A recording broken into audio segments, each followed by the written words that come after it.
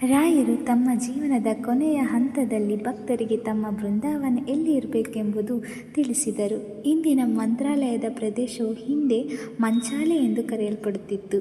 ಮಧ್ವ ಪರಂಪರೆಯ ನಂಬಿಕೆಯ ಪ್ರಕಾರ ಈ ಸ್ಥಳದಲ್ಲಿ ಪ್ರಹ್ಲಾದ ರಾಜನ ಹಿಂದಿನ ಜೀವನದೊಂದಿಗೆ ಸಂಬಂಧವಿತ್ತು. ಪ್ರಹ್ಲಾದನು ಇಲ್ಲಿಯೂ ಯಜ್ಞ ಮಾಡಿದನೆಂದು ಪರಂಪರೆಯಲ್ಲಿ ಹೇಳಲಾಗುತ್ತದೆ. ಈ ಕಾರಣದಿಂದ ರಾಯರು ಈ ಸ್ಥಳವನ್ನು ತಮ್ಮ ಬೃಂದಾವನಕ್ಕಾಗಿ ಆಯ್ಕೆ ಮಾಡಿಕೊಂಡರು ಎಂದು ನಂಬಿಕೆ ಇದೆ. ಬೃಂದಾವನ ಹೇಗೆ ಪ್ರವೇಶ ಮಾಡಿದರು ತಿಳಿಯೋಣವಾ? ರಾಯರು ಬೃಂದಾವನ ಪ್ರವೇಶಿಸುವ ಮೊದಲು ತಮ್ಮ ಶಿಷ್ಯರು ಮತ್ತು ಭಕ್ತರಿಗೆ ಧೈರ್ಯ ನೀಡಿದರು.